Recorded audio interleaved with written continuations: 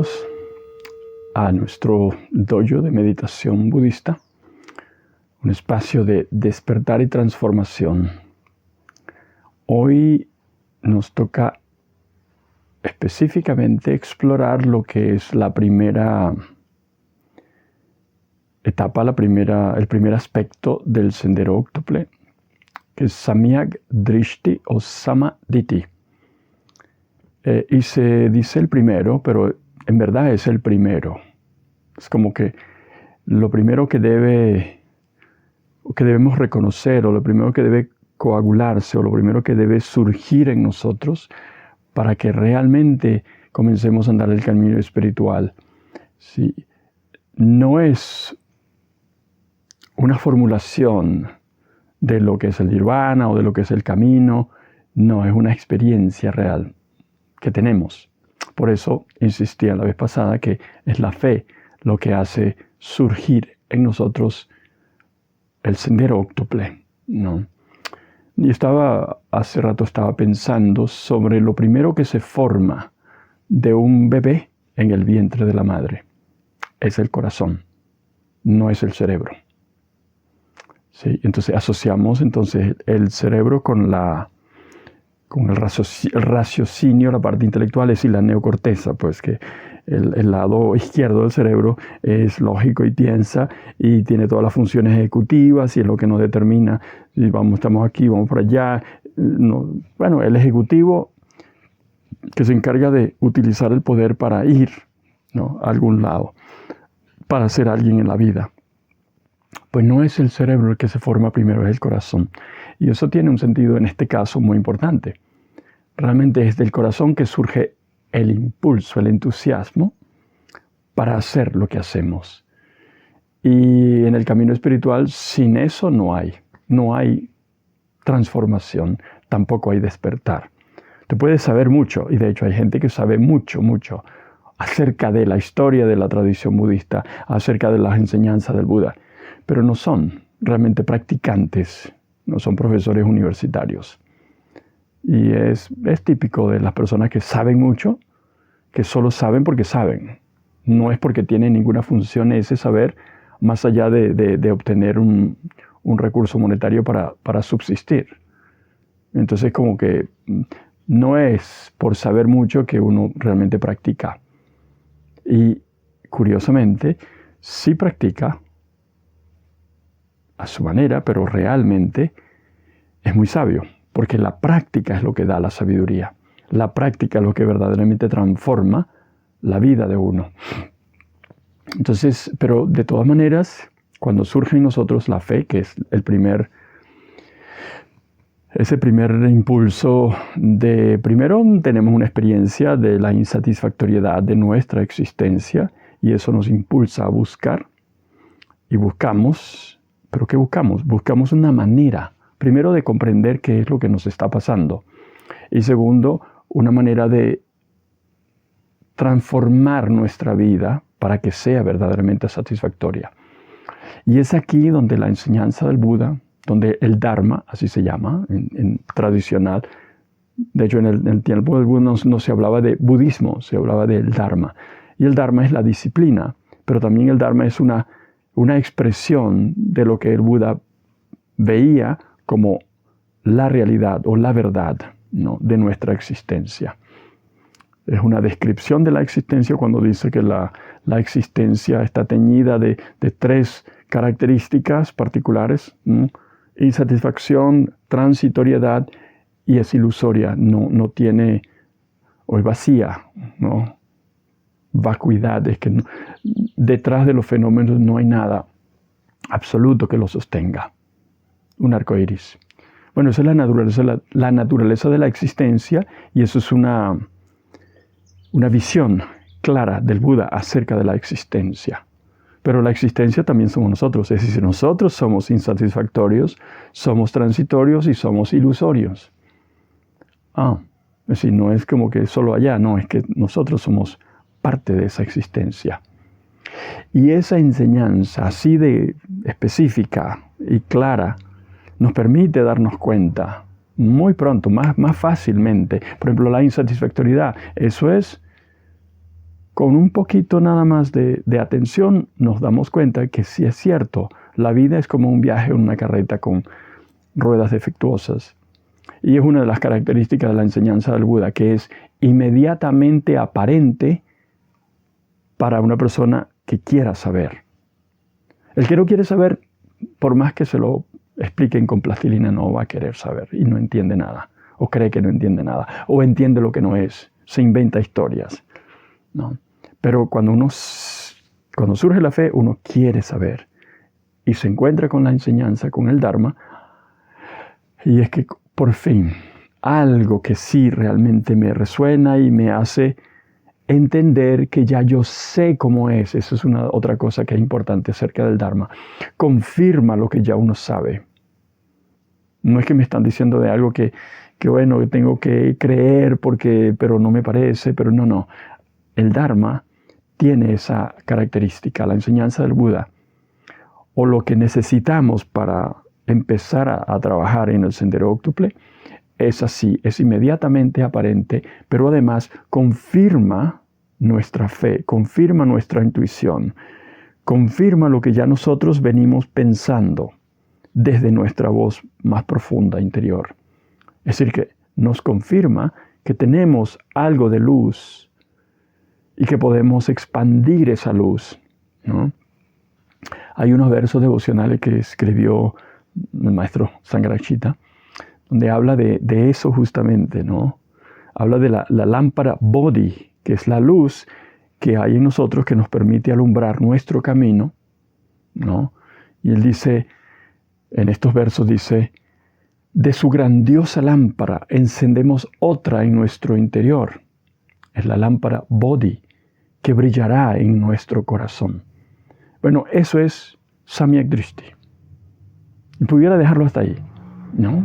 Porque ya meditamos, ya entendemos lo que es la mente reactiva, la mente creativa, que eso es lo que está al comienzo en la iniciación a la meditación. Para poder meditar realmente y saber que estamos haciendo un trabajo, tenemos que tener esa enseñanza, esa experiencia. Estamos tratando de liberarnos de emociones negativas, estamos tratando de liberarnos de las ruedas del samsara, el vicio, lo insatisfactorio, lo doloroso, lo opresivo, y queremos ir hacia la virtud, hacia lo que es progresivo y sereno y feliz. Bueno, allí tenemos la visión del Buda de la existencia. La existencia es un surgimiento condicionado y tiene dos maneras de surgir. Una manera que es decadente y viciosa y una manera que es progresiva y virtuosa. Y esta forma virtuosa nos lleva a la liberación. Lo otro nos lleva a estados de calamidad y miseria y al infierno también. Entonces, ya tenemos una formulación de cómo es la existencia y de qué es lo que tenemos que hacer en esa existencia. No hace falta saber más, pero somos curiosos y es importante también saber más.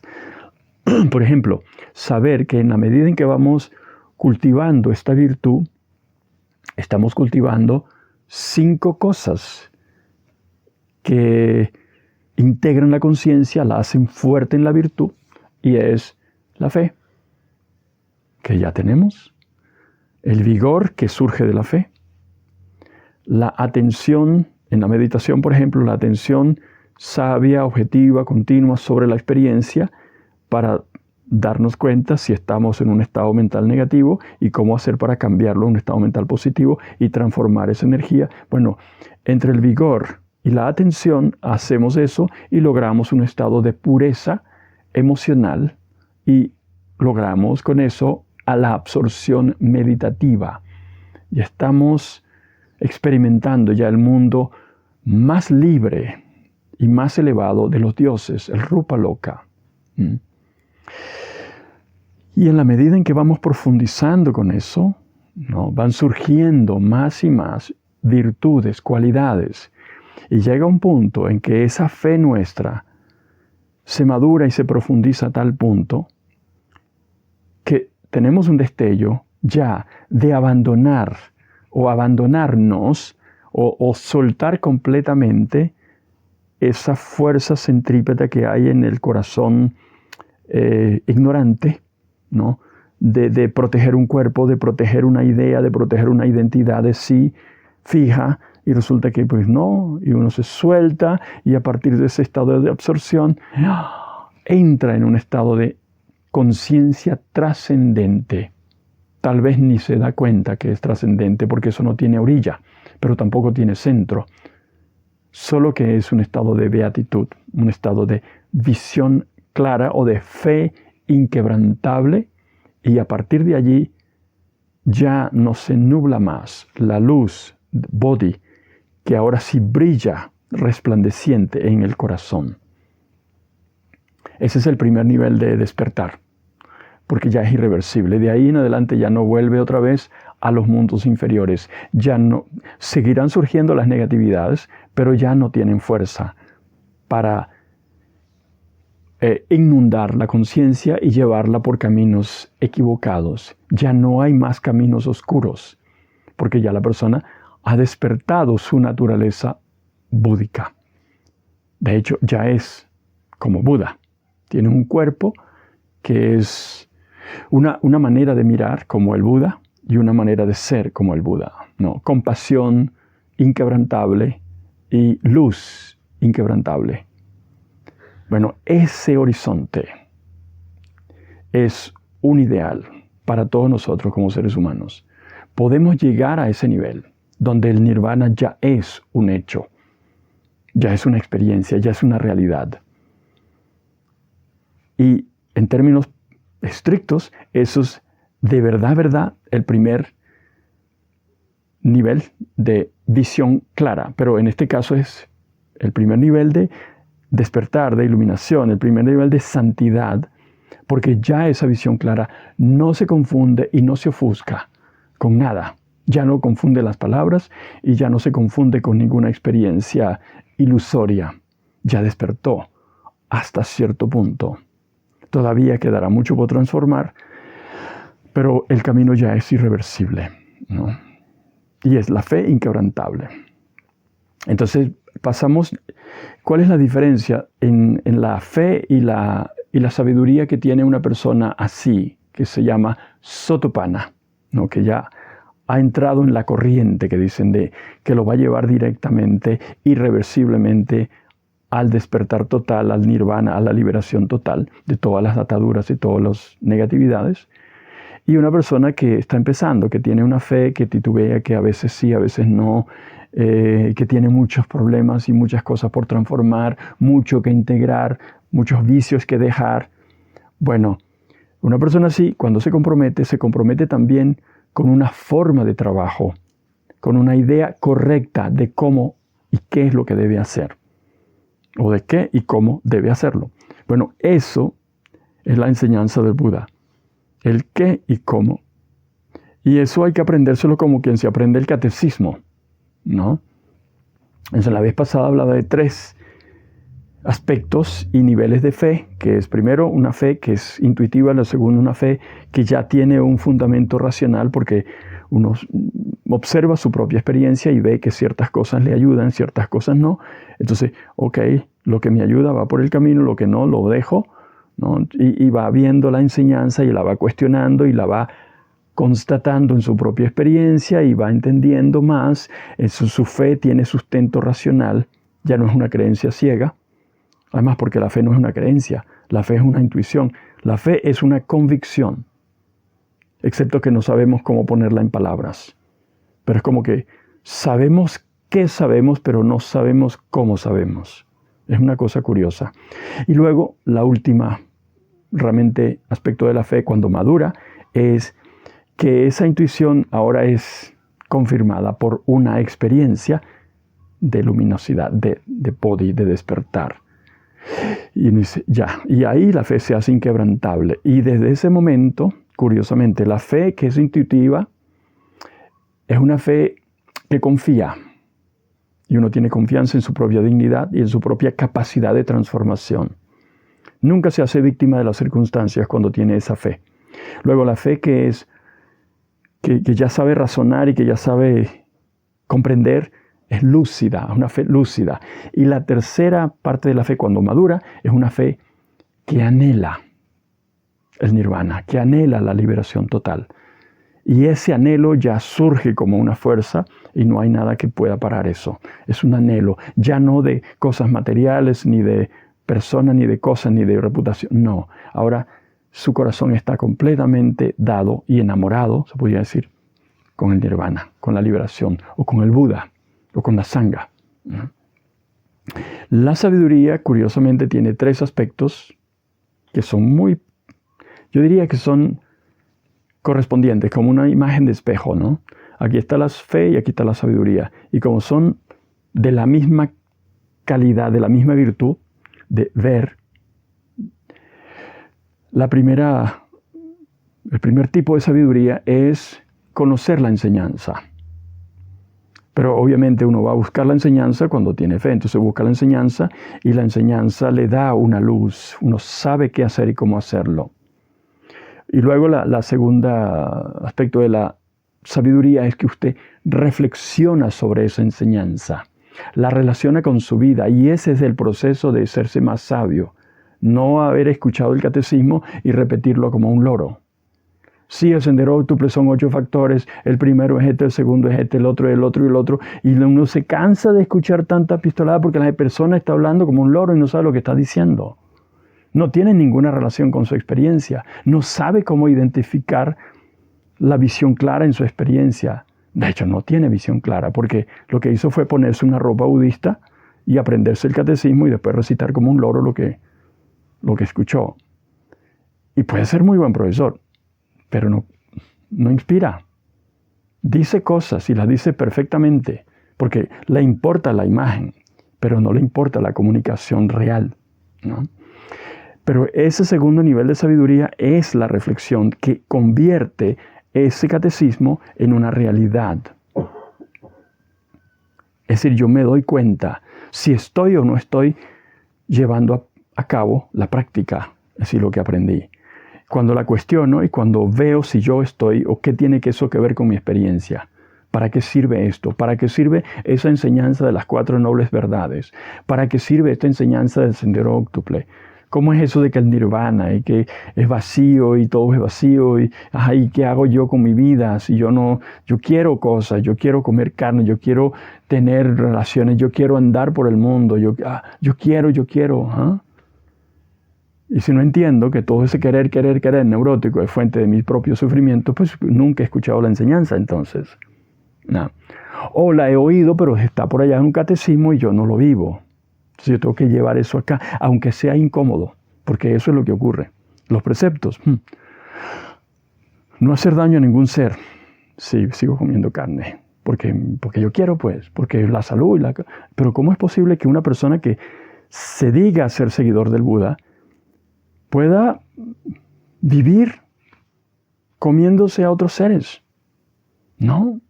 Debería renunciar a esa comodidad. Porque tal vez es más incómodo comer vegetariano o vegano. Sí es más incómodo, pero es más saludable, espiritualmente y físicamente también. Pero bueno, a eso se queda ahí para los que son budistas y tienen sus vicios y sus cosas que no quieren dejar. Bueno, una de las primeras emociones que surge con la fe es la renuncia. Uno renuncia a las cosas del mundo, a los vientos mundanos. Bueno, ¿hasta dónde ha renunciado usted a esos vientos mundanos? Ese es un punto de reflexión que el Buda dice. Los seguidores del Buda deberían estar regularmente pensando en esto. ¿Será que estoy viviendo realmente de acuerdo a los valores del Buda o los valores del mundo? Y si eso es así, tengo que corregirme. Y si no me estoy corrigiendo a diario, no estoy meditando, no estoy despertando, estoy simplemente falseando, haciéndole un muy flaco servicio a la tradición y a la humanidad entera. Estoy engañando a la gente y a mí mismo en primer lugar.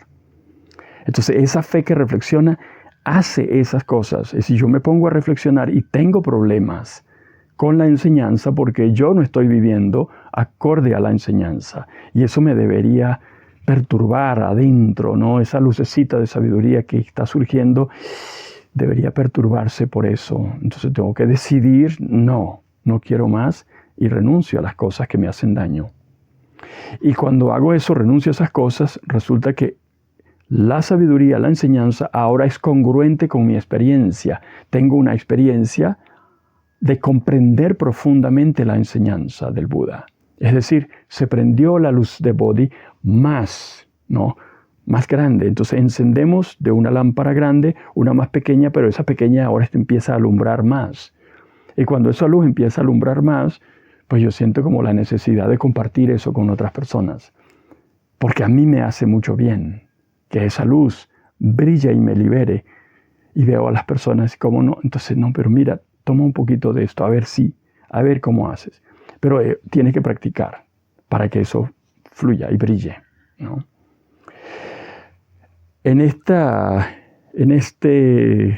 compartimento del sendero óctuple, que a veces las personas lo ven así, ¿no? Son como 8 pasos en un camino, no es así. Pero supongamos en esta etapa, tenemos que tener una idea clara de cuál es la enseñanza. Una idea clara y correcta. No empezar a decir pistoladas como leo por ahí. Le preguntaron una vez al Buda qué había ganado con la meditación y el Buda dijo, no he ganado nada, pero he perdido esto y he perdido lo otro y he perdido esto y he perdido el ego. Falso, eso no lo dijo el Buda. No lo pudo haber dicho, porque hay un libro, el Dhammapada, donde el Buda dedica un capítulo completo a decir cómo es que usted tiene que construir un carácter, un sí mismo, un ego, una estructura psíquica que sea fuerte. Es decir, es un hacer, es construir. No, porque claro, está muy de moda en la nueva era decir no ego. Las personas más egoístas hacen eso. No es por ego, por vanidad. ¿Ya? Y entonces hay una pose de no ego, una pose de humildad. Esa no es la enseñanza del Buda. La enseñanza del Buda tiene que estar completa. Entonces, debo dedicarme a entenderla bien, claramente, y luego la cuestiono, y luego la llevo a mi experiencia, a ver si de verdad la estoy probando en mi propia experiencia, y si esa forma de meditar realmente no me libera de las ataduras, entonces eso es falso. Si estar fantaseando figuras de luz, como dice Jung, no me va a llevar a ningún despertar. No. Tengo que mirar mi propia experiencia y mirar mi propia oscuridad para transformarla. Ah, no, si llega un budista por ahí y te dice, no, yo te voy a purificar tus sankaras, solo tienes que creer en mí, y mira esta figura tan maravillosa y tal. Nadie puede purificar a otro, es su propio esfuerzo. Y esa es la enseñanza del Buda. Claro, uno tiene que empaparse de toda esa enseñanza para estar protegido de lo que no es la enseñanza. Para eso es muy importante la idea correcta, completa de lo que es la enseñanza del Buda. Y cuando uno la lleva a la práctica, ya no hay engaño posible. Usted le dicen, esto lo dijo el Buda, y usted dice, no. Eso no lo puede haber dicho el Buda porque yo he practicado lo que el Buda dice y tiene este sabor. Esto sabe a liberación, eso no. Eso sabe a un cóctel nuevo de la nueva era, que suena muy bonito, pero inocuo, realmente no tiene el sabor a la liberación. Entonces, ahora en este dojo de meditación ya tenemos muchos capítulos de muchas enseñanzas. No voy a repetir, porque todo eso está allí. Si usted quiere tener un compendio completo de toda la enseñanza del Buda, no lo va a encontrar en internet, de hecho es mucho, pero en este espacio del dojo de la meditación, desde el mismo comienzo comenzamos a compartir la enseñanza del Buda. Mente reactiva, mente creativa, que es la manera de Sangharakshita de reinterpretarla para nosotros los occidentales, ¿no? Samsara y Nirvana, eso es lo que es, mente reactiva, mente creativa.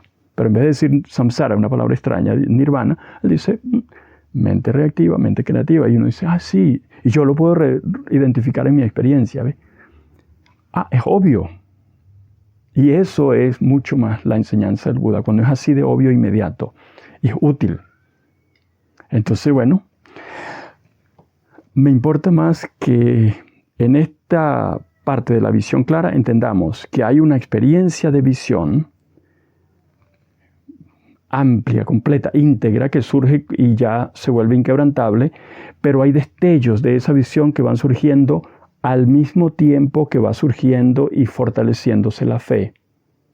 Porque la fe y la sabiduría son la misma facultad, pero vista de dos puntos de vista diferentes. La sabiduría no es intelectual, la sabiduría es del corazón, es la luz de Bodhi que hay en el corazón y es intuitiva, pero también es racional y también es vivencial. Tanto la fe como la sabiduría son iguales, son intuitivas, racionales y vivenciales. ¿Sí? Sutta Mayapaña, Baba, Chinto Mayapaña, Baba Mayapaña. La sabiduría de conocer la enseñanza, la sabiduría de repensarla y relacionarla y practicarla, y la sabiduría de despertar a la verdad de esa enseñanza. La fe intuitiva, racional y vivencial. No hay diferencia. Ok, entonces vamos a meditar para practicar toda esa enseñanza.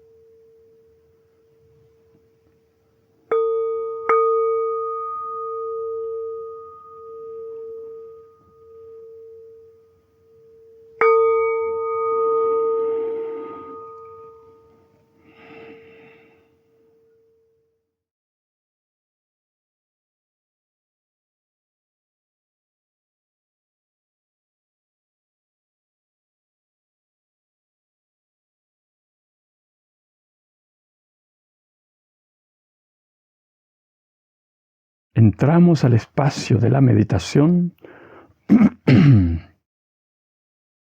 con fe, con reverencia, con respeto a nuestra experiencia.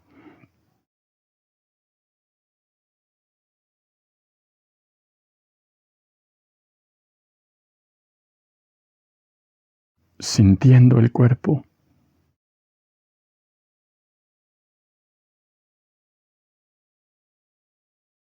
aceptando lo que sentimos,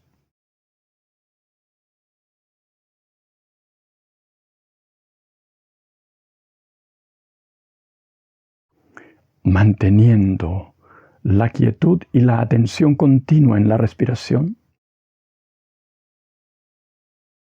Así nuestra conciencia, que puede estar dispersa, se va recogiendo y se va concentrando en sentir el momento presente.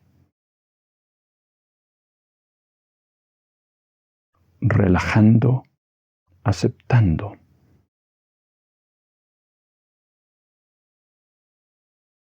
Y vamos despertando, percatándonos, dándonos cuenta de cómo es que sentimos el momento presente.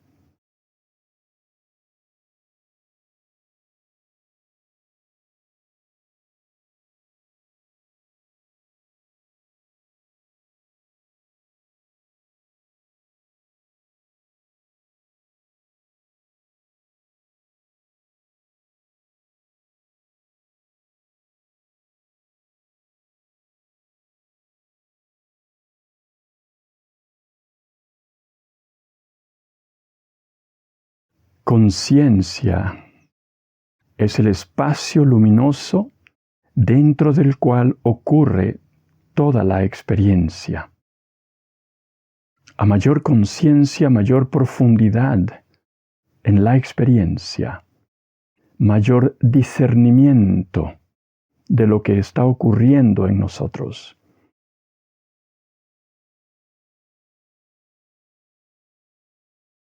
Sensaciones en el cuerpo, por todo el cuerpo, vibrante, vital.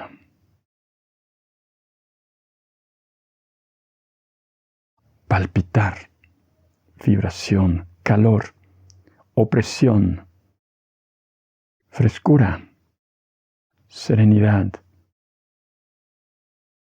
sosiego,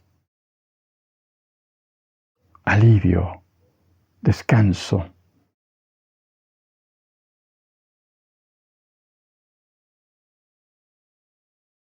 Sentimientos de regocijo tal vez, deleite, alegría.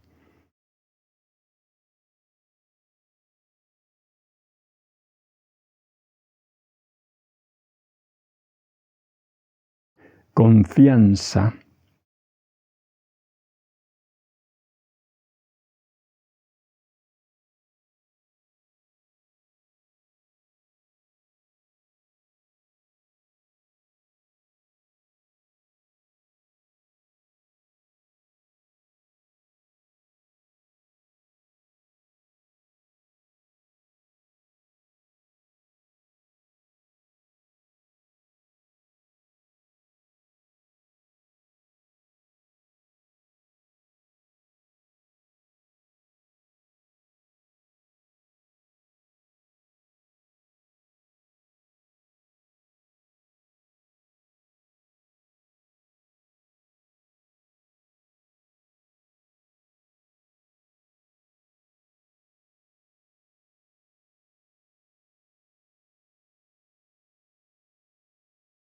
hay una versión del camino espiritual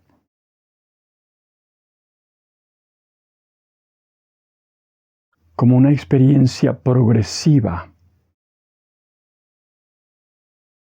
que se inicia con la experiencia y la visión clara de la insatisfactoriedad de nuestra existencia, ese Sankhara Dukkha, ese dukkha que surge porque nada del mundo condicionado, nada que haya en existencia podrá saciar la sed de infinito, la sed de ser despiertos, una sed de nirvana, una sed de liberación total. Y a partir de esa experiencia, de la vaciedad del mundo, surge la fe, la convicción, la intuición de que hay un nirvana, de que hay un estado de liberación digno de mi naturaleza búdica. Nada menos me podrá saciar esa sed. Y aunque no lo podamos expresar con esas palabras budistas, todos los seres humanos tenemos al menos una vez en la vida esa experiencia de insatisfactoriedad y de confianza en que hay un mundo, una dimensión más allá de la existencia que tenemos que buscar. Y comienza la búsqueda y encontramos alguna versión del camino. Y al encontrar, sentimos un gozo, un deleite, un alivio. Por fin voy a casa. Por fin mi vida tiene sentido que valga la pena. Por fin voy a encontrarme conmigo mismo. Voy a descubrir el ser más profundo, trascendente e inconmensurable, feliz,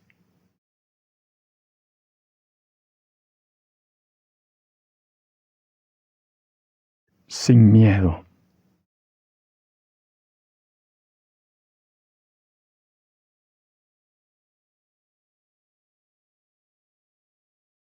Y esa experiencia de deleite en la meditación nos lleva a un estado de absorción meditativa. Sentir el deleite, sentir el gozo del esfuerzo de estar quietos, atentos, con la realidad del momento presente. Surge el arrobamiento, la integración de factores más y más profundos de mi ser, de mi conciencia. Y la integración genera esa experiencia de expansión, de plenitud, de felicidad.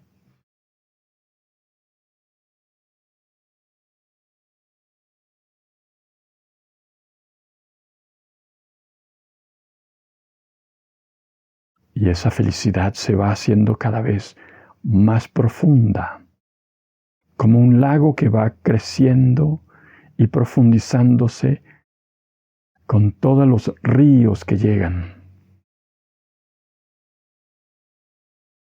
con todos los factores de nuestro corazón que se van integrando. Toda la energía de nuestro ser va llegando. Y somos ese lago, profundo y apacible, profundamente feliz, concentrado,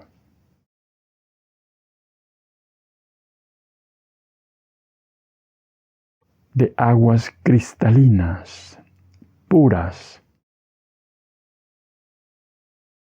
potable, dulce, fresca.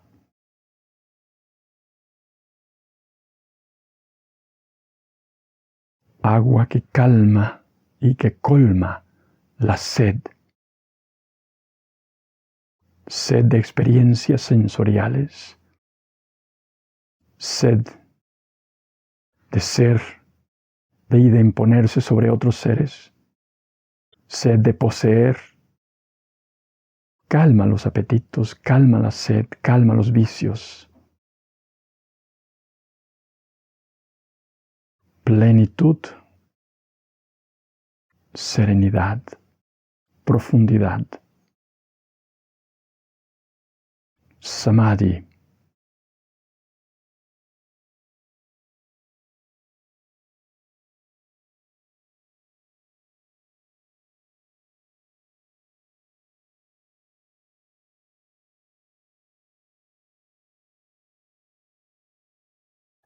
Toda la virtud se concentra en el momento, en la experiencia.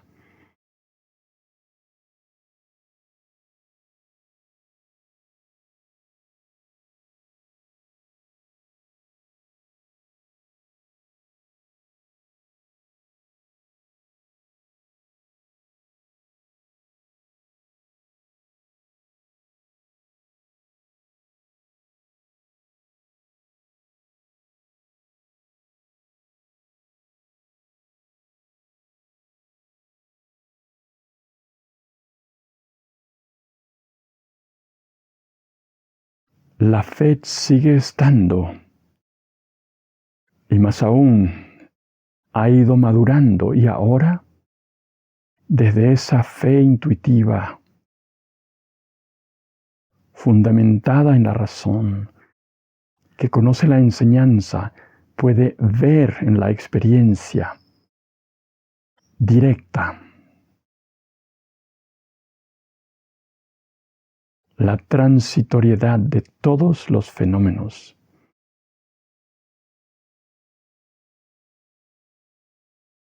El cuerpo es una masa de sensaciones y de energía en constante cambio. Combustión, vibración. Ya no es una idea abstracta, lo vivimos directamente.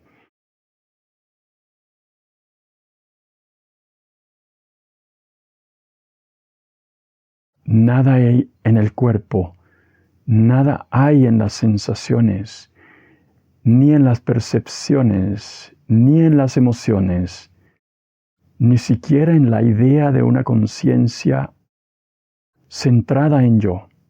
Todo eso es ilusorio.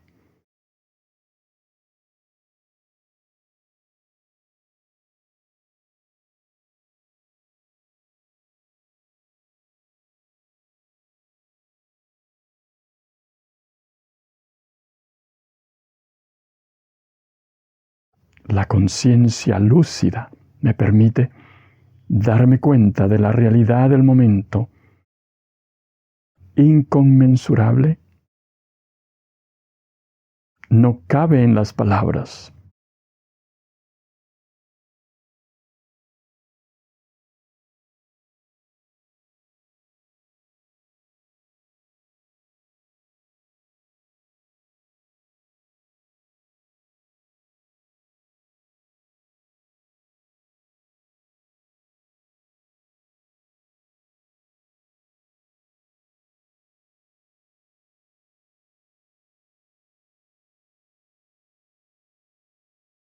Y de pronto estamos viendo, sintiendo, viviendo la experiencia dentro de un espacio luminoso, maravillosamente luminoso,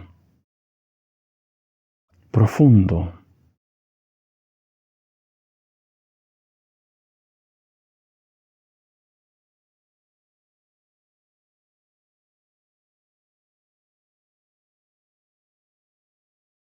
Profundamente sosegado y tranquilo, ecuánime.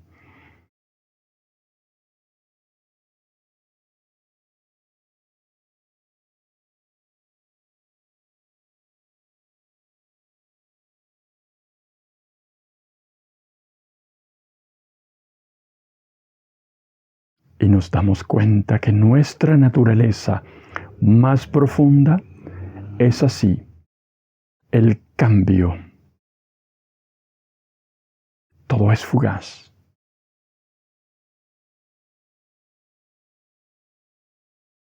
Querer aferrarnos a algo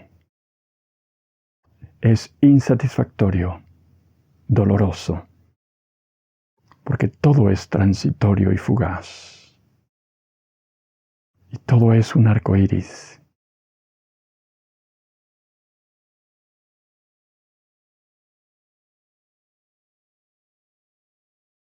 Y comenzamos a aprender a ver las cosas tal y como son, sin abstracciones, directamente en la experiencia.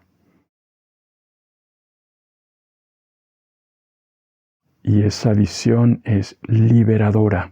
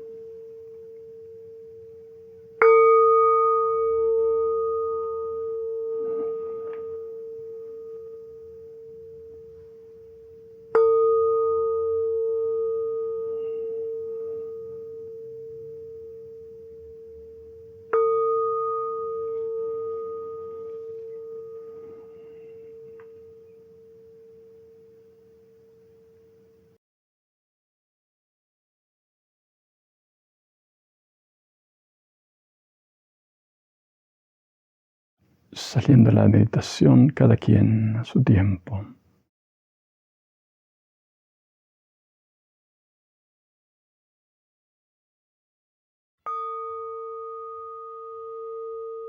Para la próxima sesión seguimos explorando la visión clara, sabiduría y fe.